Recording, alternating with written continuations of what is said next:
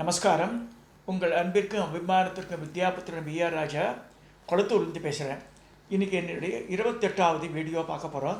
இதனுடைய சிறப்பு என்னென்னா, வீடியோ நம்பர் 22, 25, அதனுடைய தொடர்ச்சி 28, 22, 25, 28 இதெல்லாம் ரூட் மேப், டெம்பிள் மேப்ஸு.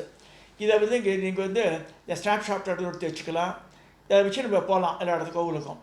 இப்போ ரெட் ஹில்ஸ்லேருந்து ஆரம்பிக்கிறேன். இப்போ அப்படியே போகும்போது ரெட் ஹில்ஸ் தாண்டின உடனே அந்த பிரிட்ஜை டவுன் வரும். பாடியநல்லூர் இருக்குது, திருநீரீஸ்வரர் திரிபுர சுந்தரின்னு இருக்குது. பழம் ஔவையார் காலத்து கோவில் அங்கே இருக்குது. திருநீற்றீஸ்வரர் திரிபுர சுந்தரி அம்பாள் பாடியில் இருக்குது.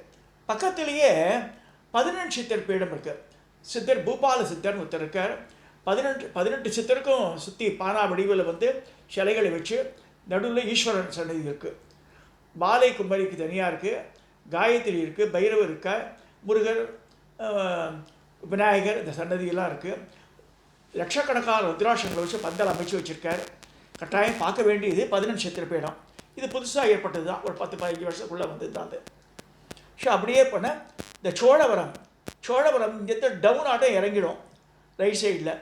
அந்த இடத்துல ஒரக்காடு செல்லும் வழி ரோடு இருக்குது.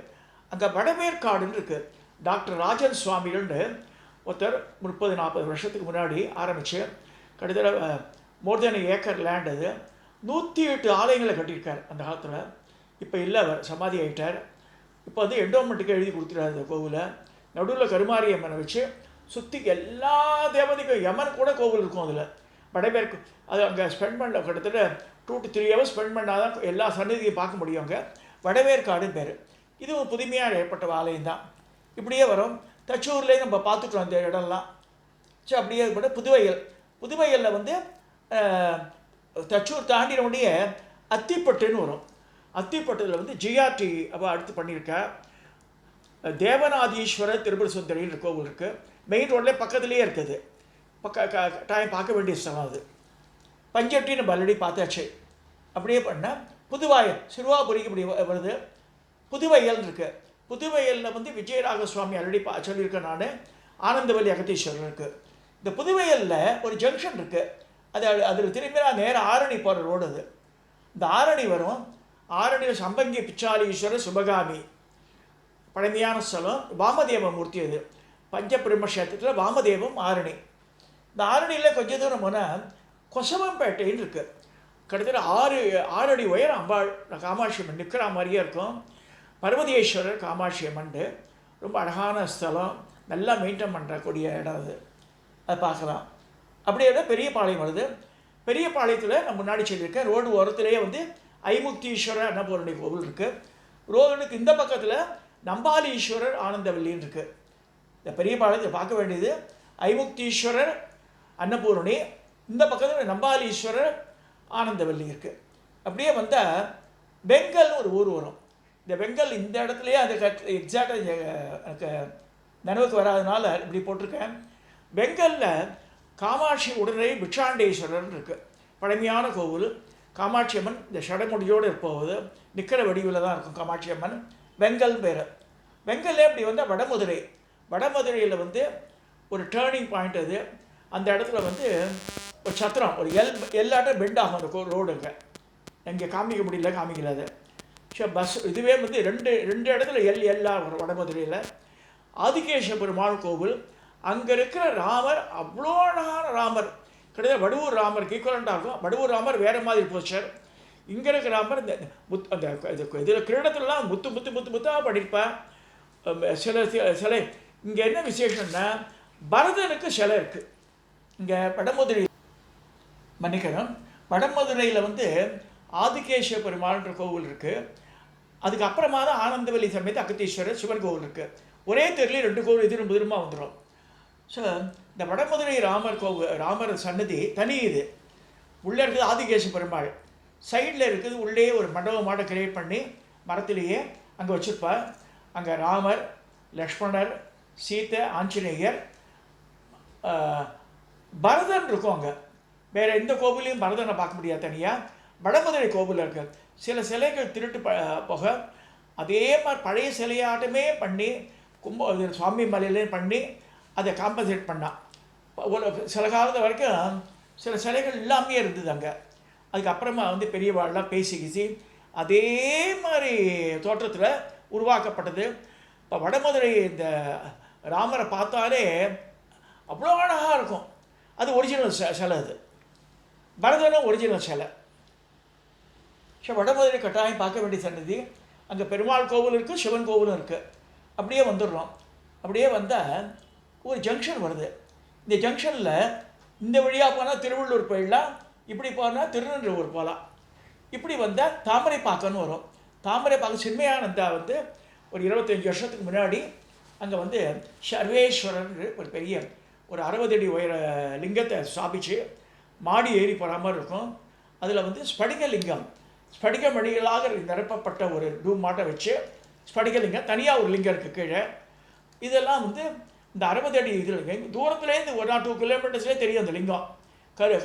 மழை பெய்ஞ்சால் ஈஸ்வரருக்கு இயற்கையாகவே அபிஷேகம் ஆகிற மாதிரி இருக்கும். தாமரைப்பாக்கம் கட்டாயம் பார்க்க வேண்டிய இடம். அப்படியே கண்டினியூ பண்ணால் அலமாதின்னு இருக்கும். அலர்மதீஸ்வர மங்களாம்பிகைன்னு பேர். இது வந்து அகஸ்தியராலே வெளிப்பட்ட லிங்கம். அங்கே ஒரு சாமியார் இருந்து கண்டுபிடிச்சார். அவருக்கு நலம் கொடுத்துருந்தா அவரை வந்து விழும்போது பார்த்தா ஏற்கலப்பை மாட்டின்ட்டு இது பண்ணி டிராக்டர்லாம் வச்சு எடுத்து அதை அது கட்டின இதுலேருந்து நான் பார்த்துருக்கேன். அதை நான் சொல்கிறது 30 வருஷத்துக்கு முன்னாடி சொல்கிறேன். இப்போ நல்லா அலர்மதீஸ்வரர் கோவில் வந்து ரொம்ப அழகாக இருக்குது. இப்படியே வந்துன்னா இதுலேருந்து ரெட் ஹில்ஸ்லேருந்து 17 கிலோமீட்டர் கிட்டத்தட்ட வரும் அது. இந்த இடத்துல விட்டு போன இடம் சொல்கிறேன் பாருங்கள். இப்படி இந்த தச்சுவை தாண்டி இப்படி வரும்போது இந்த இடத்துல பண்டிக்காவணம்னு ஒரு ஊர் வருது. இந்த இதுக்கு பெரியபாளையம் போகிற ரோட்டில் இந்த பண்டிக்காவணத்தில் ஒரு சின்ன குன்றாட்டம் இருக்கும். அது மேலே வைத்தீஸ்வரன் இருக்கார். போகும்போதே தெரியும் குன்று மேலே கோவில் இருக்கும். ஏறி போகலாம் அழகாக. ரொம்ப தூரம் படிக்கட்டுலாம் கிடையாது, ஒரு 50 படிக்கட்டு தான் இருக்கும்.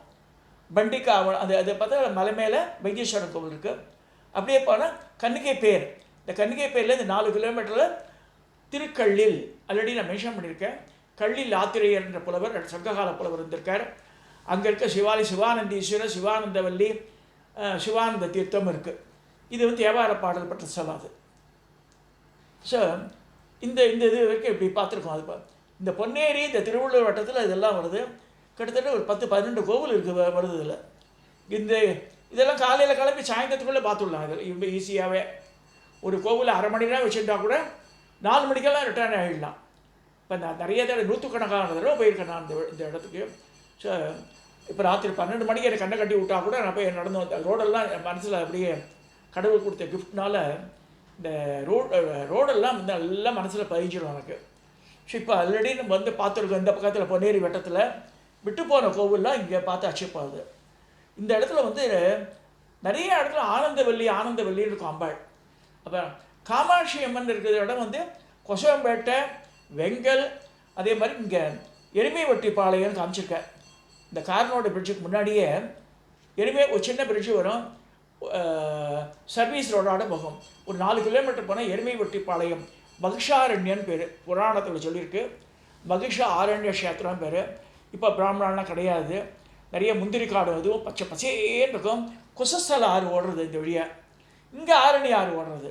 2 ஆறு இருக்குது. இப்போ இந்த இடத்துல இந்த புதுவாயல் தாண்டி ஆரணி ஆறு, இந்த இடத்துல இந்த சோழவரத்தை தாண்டி காரனோட பிடிச்சி கீழே ஓடுறது குசஸ்தலை ஆறு. இந்த குசஸ்தலை ஆற்று கரையில் தான் வந்து இந்த எருமைவட்டிப்பாளையம் அமைஞ்சிருக்கு. எருமைவட்டிப்பாளையத்தில் என்னென்னா விஜயநகரத்து காலத்தில் ராமர் பத்ராச்சல ராமதாசர் மடியிலேயே சீத்தியை வச்சுட்டு இருப்பார். லக்ஷ்மணர் இருப்பார். ஈத்தா மாதிரி ஆஞ்சநேயர் இருப்பார். ராமாயணம் படிக்கிற மாதிரி அந்த மாதிரி அழகான கோவில் சாலக்கிராம மெயின். அது பார்க்கலாம். அங்காள பரமேஸ்வரி இன்னொரு குன்றில் இருக்குது. கீழே வந்து காமாட்சி உடனிரை வரமுக்தீஸ்வரர்ன்ற கோவில் இருக்குது. ராஜகோபுரம் ரிப்பேர் பண்ணியிருக்கா. இப்போ கும்பாபிஷேகம் நடக்க போகிறது ஊரில். கட்டாயம் பார்க்க வேண்டிய ஸ்தலம் எருமைவட்டிப்பாளையம். பார்த்துட்டு வாங்க. புராண சிறப்பு வாய்ந்தது. மகிஷாரண்ய கஷேத்திரம்னு பெறுது. ஸோ இந்த இடம்லாம் வந்து சக்தியினுடைய அருள் நிரம்பி இருக்கிற இடம். ரெட் ஹில்ஸை சுற்றி இருக்கிற எல்லா இடமே சக்தி பிரதானமாக இருக்கிற இடம். அதை நினைவில் வச்சுக்கணும், மனசாக வச்சு தான் பார்க்கணும். ஏன்னா வந்து அதே மாதிரி இந்த சிறுவாபுரி இங்கே காமிச்சிருக்கேன், சிறுவைண்டு இந்த இடத்துல இந்த புதுவைகளுக்கு முன்னாடி வரக்கூடிய இடத்துல ஜங்ஷனில் இப்படியே போனால் சிறுவாபுரி வருது 4 கிலோமீட்டர். இந்த பக்கத்துலேருந்து ஆரணி போகிற வழியில் அகரம் ஒரு ஸ்டாப்பிங் இருக்குது, அப்படி வந்தாலும் திருவாபுரி வந்துடலாம். சிறுவாபுரியில் முருகர் கோவில் மட்டும் இல்லை, அண்ணாமலை உண்ணாமலே அந்த பாலசுப்ரமணிய சுவாமி கோவில் இருக்குது, அகத்தீஸ்வர ஆனந்தவெளின்னு ஒரு கோவில் இருக்குது, ஸ்ரீனிவாச பெருமாள் வரதராஜ பெருமாள் உள்ள ஆலயம் இருக்குது. இந்த 30 ஆலயங்கள் சிறுவாபுரியில் இருக்குது. சப்தமாதா கோவில் ஊருக்கு என்ட்ரியில் வந்துடும். அந்த வரதராஜர் ஸ்ரீனிவாசருக்கு ஏற்றா மாதிரி வரதராஜுக்கு ஏற்றா மாதிரி இருக்கிற நிலங்கள்லாம் கருகி போச்சான் ஆதிசங்கர காலத்தில் 2500 வருஷத்துக்கு முன்னாடி.